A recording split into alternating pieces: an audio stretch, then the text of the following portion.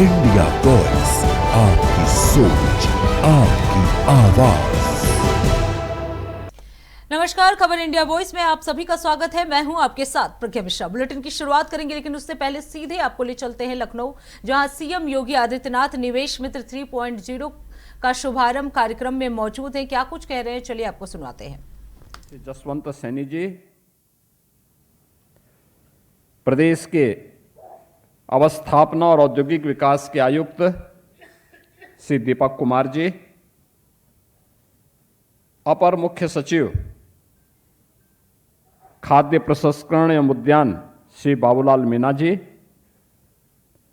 अपर मुख्य सचिव अवस्थापना एवं औद्योगिक विकास श्री आलोक कुमार जी, सलाहकार उत्तर प्रदेश शासन श्री अवनीश अवस्थी जी, आज के इस कार्यक्रम में उपस्थित हमारे उत्तर प्रदेश शासन के सभी वरिष्ठ अधिकारीगण, प्रदेश के औद्योगिक वातावरण को एक वैश्विक स्तर पर पहुंचाने वाले उत्तर प्रदेश के हमारे आज के समारोह में उपस्थित सभी उद्यमी और उपस्थित बहन और भाइयों, मैं सबसे पहले आज के इस समारोह में आप सभी का उत्तर प्रदेश सरकार की ओर से हृदय से स्वागत करता हूं। आप सभी का मैं अभिनंदन करता हूं।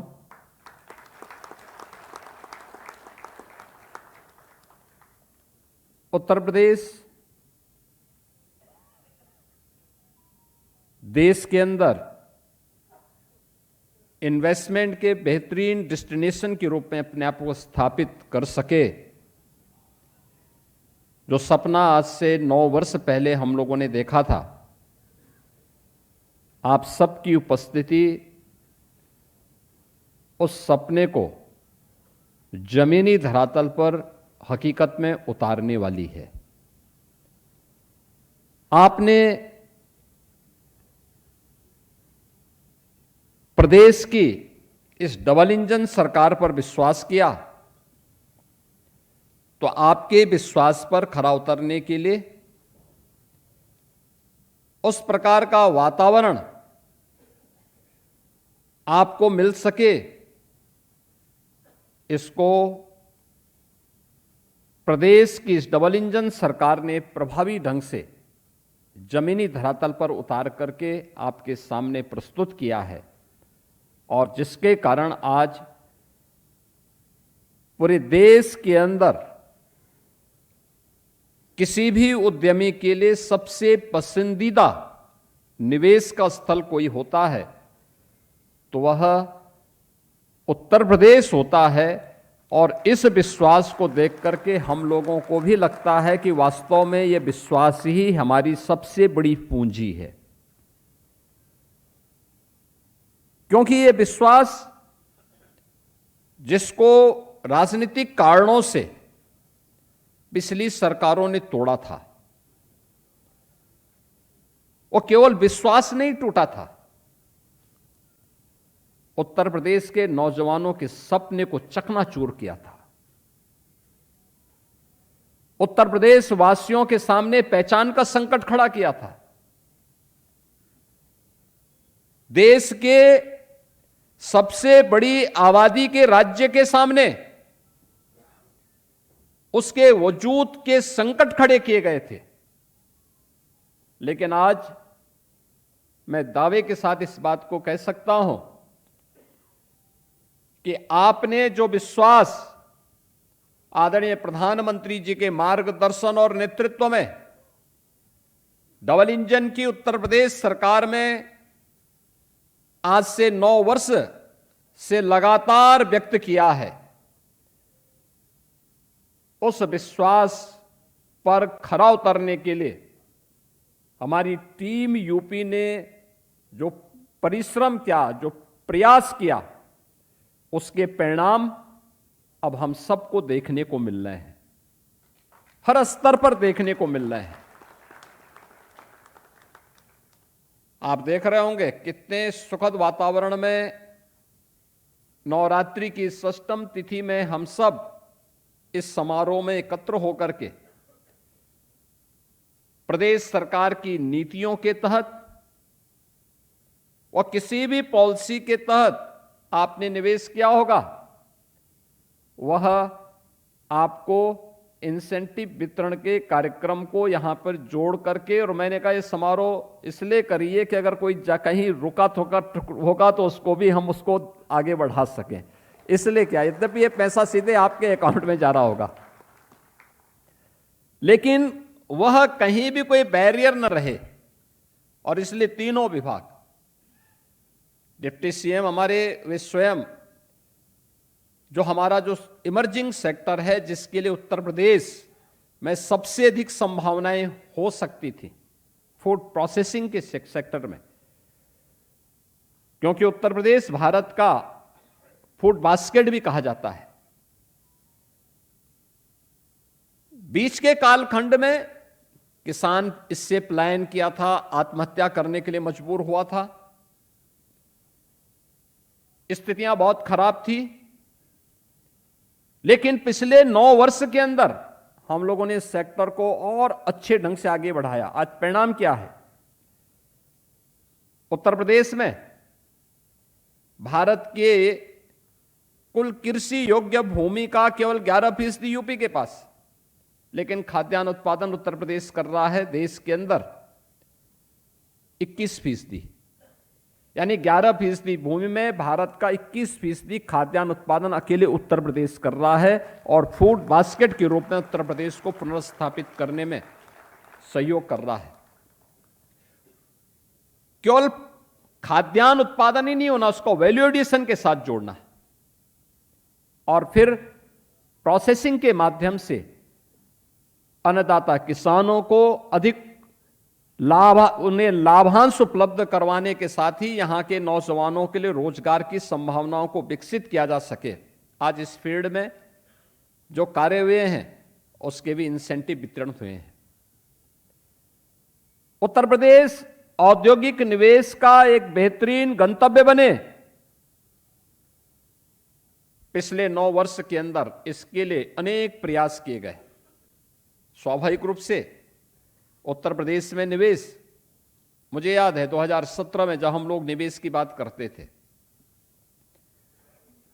एक सामान्य शिष्टाचारवश मिलने के लिए भले ही कोई आ जाए, लेकिन जब हम प्रदेश के बाहर कहीं जाते थे, किसी उद्यमी से बोलते थे कि निवेश के लिए आप यूपी आइए, तो हम लोगों को देख के हंसता था, जोर से ठाके लगा के हंसता था।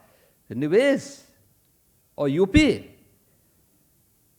हम लोगों को लगता था कि जैसे कोई अपराध कर लिया हो। हम कहते थे हां यूपी, तो कुछ लोग तो चुप हो जाते थे, लेकिन कुछ लोग बोलते थे हम लोग तो 5 साल पहले संकल्प ले लिए हैं कि हम यूपी नहीं जाएंगे। कोई कहता था कि हमने इतने वर्ष पहले यह संकल्प ले लिया कि यूपी नहीं जाएंगे। आप आए हैं, एक बार प्रयास करेंगे, इतना बोल करके हमारी वार्ता समाप्त होती थी। मैं उस सच्चाई को बोल रहा हूं जो 2017 में हम लोगों को फेस करना पड़ा था, और फिर मुझे लगा था कि यूपी के परसेप्शन को 2 कारणों से ये खराब हुआ है। एक, उत्तर प्रदेश का जो परसेप्शन खराब होने का कारण था, सब कुछ हमारे पास था, और मैं इस बारे में मानता हूं कि क्या नहीं हमारे पास था। डेमोग्राफिक डिविडेंड भारत का ही नहीं, दुनिया का सबसे अच्छा यूपी के पास, लेकिन पहचान का संकट। ये पहचान का संकट किसने खड़ा किया? एक, हर थाना क्षेत्र में, हर जनपद में एक समानांतर सरकार चलाने वाले माफिया गिरोहों ने, वह किसी न किसी राजनेता के गुर्गे के रूप में वहां समानांतर सरकार चलाता था।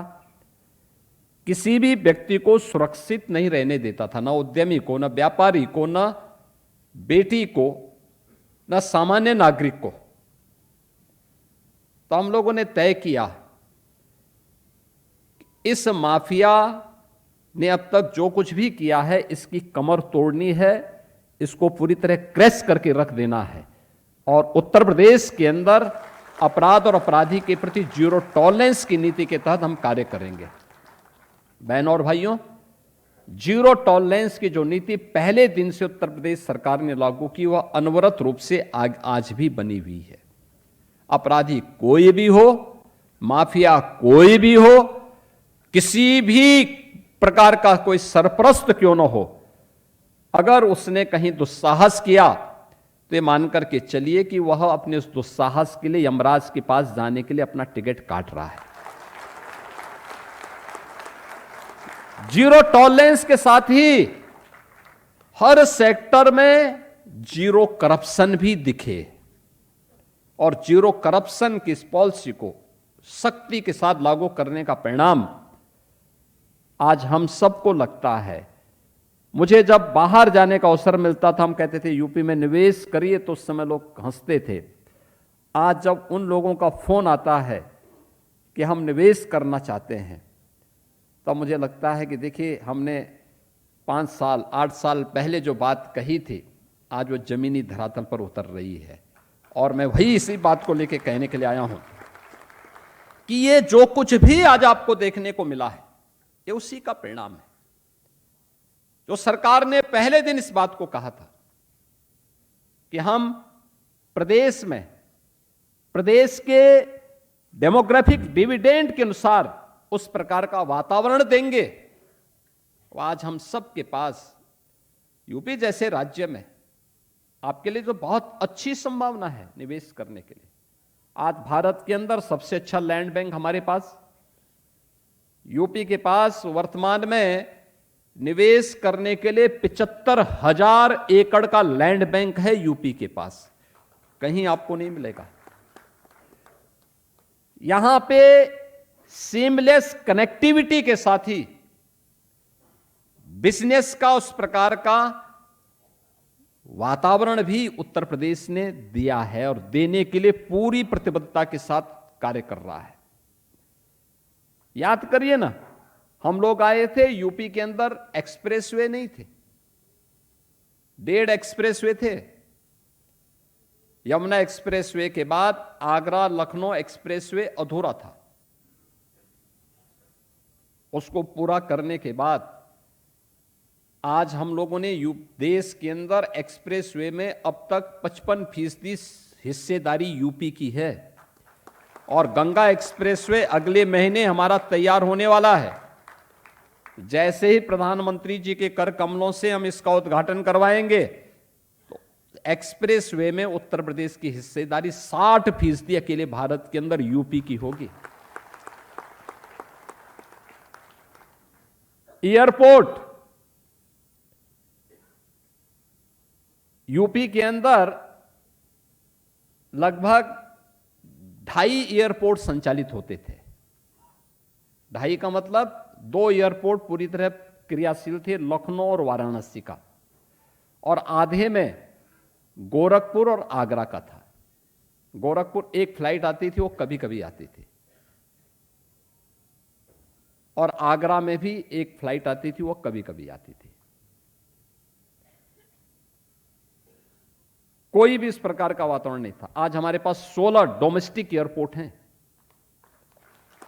4 इंटरनेशनल एयरपोर्ट हैं, और भारत का सबसे बड़ा इंटरनेशनल एयरपोर्ट जेवर में इसी 28 को प्रधानमंत्री जी के कमलों से उद्घाटन होने वाला है। यह भारत का कार्गो का सबसे बड़ा और लॉजिस्टिक का सबसे बड़ा हब बनने वाला है, और साथ ही साथ जेवर के माध्यम से हम लोगों ने जेवर में एमआरओ की भी एक नई फैसिलिटी हमने दी है, जो भारत के अंदर पहली बार आपको देखने को मिलेगा। Aircraft maintenance, repair and overhauling का यह भी हम वहां पे देने जा रहे हैं। इनलैंड वाटरवे की सुविधा आपने देखा होगा, वाराणसी से पूर्वी बंदरगाह को जोड़ने के लिए देश का नंबर 1 का इनलैंड वाटरवे आज यूपी के पास। यूपी देश के अंदर सबसे अधिक सिटी में मेट्रो का संचालन कर रहा है। 7 सिटी हमारी ऐसी हैं जिसमें हम मेट्रो का संचालन 17 के पहले एक भी नहीं था, ये 17 के बाद ही सब ये हैं। Inter state and international connectivity UP की ये 4 लेन से जुड़ चुकी है। हर जिला मुख्यालय 4 लेन के साथ, हर तहसील मुख्यालय 2 लेन के साथ और हर ब्लॉक मुख्यालय भी 2 लेन के साथ जुड़ चुका है। यह बेहतरीन कनेक्टिविटी के साथ साथ सीमलेस बिजनेस का उस प्रकार का वातावरण देने का काम आज उत्तर प्रदेश आदरणीय प्रधानमंत्री जी के मार्गदर्शन में सफलतापूर्वक कर रहा है।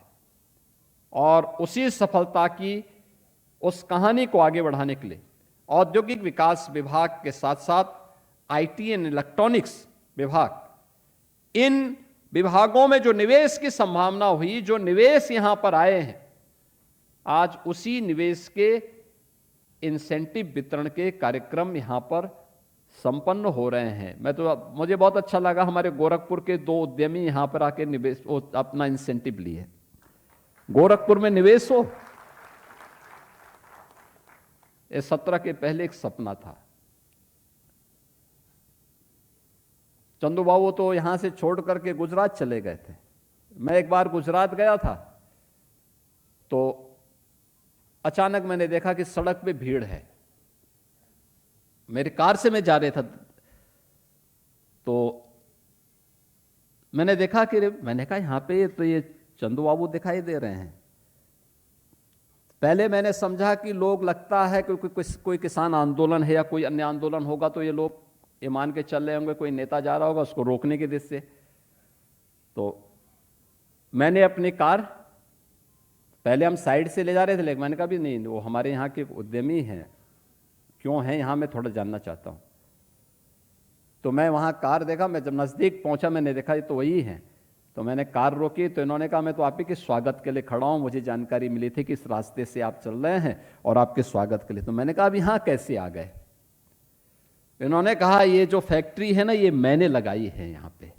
आप सोचो ये 2014 की घटना है। तो मैंने कहा भी वहाँ क्यों नहीं लगाते हैं? कहा वहाँ सुरक्षा कौन देगा? यानी यूपी से जाकर के लोग गुजरात में उद्योग लगाए थे और जब मैंने इनसे पूछा भी आपने यहाँ क्यों नहीं लगाते हैं, इन्होंने कहा वहाँ सुरक्षा कौन देगा, कौन पूछ रहा है। और मुझे अच्छा लगा कि उससे बड़ा उद्योग इन्होंने आज गोरखपुर में लगाया है और गोरखपुर में वह सफलतापूर्वक संचालित हो रहा है।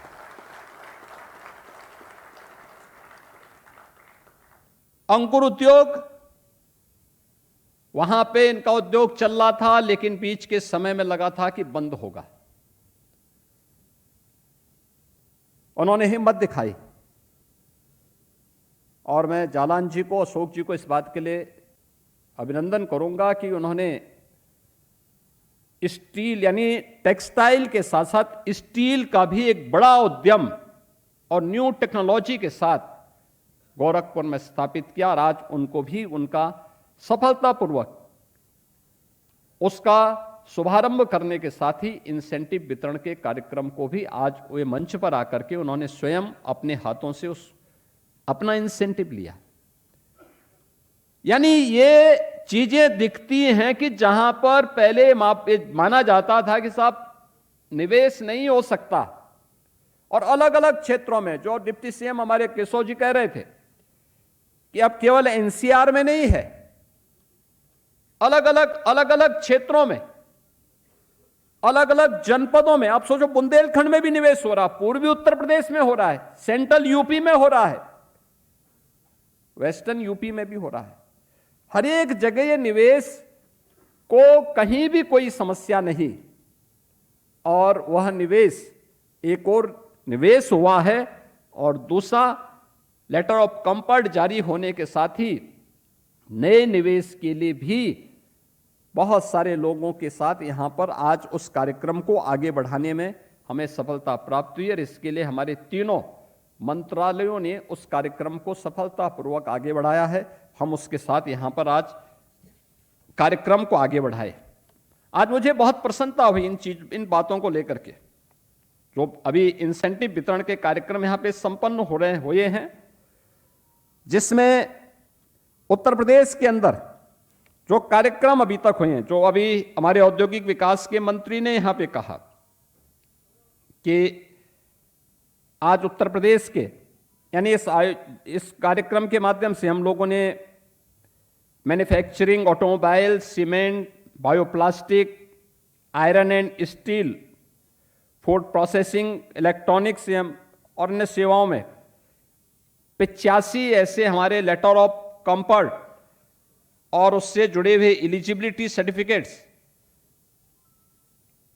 के द्वारा हम लोग यहां पे जो हमें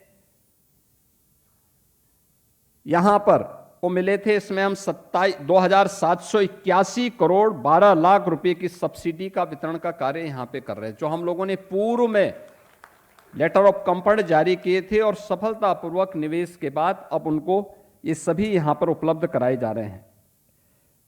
आईटी एंड इलेक्ट्रॉनिक्स विभाग की 4 परियोजनाओं के साथ ही इसमें 73 करोड़ की सब्सिडी का वितरण हुआ है।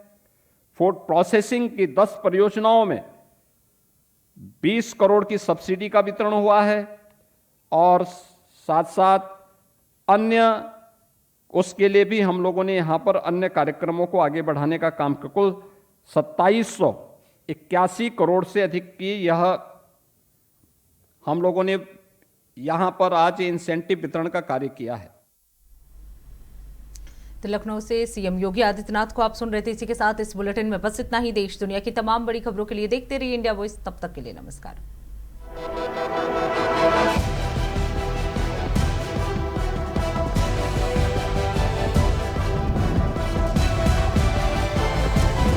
इंडिया वॉइस, आपकी सोच, आपकी आवाज।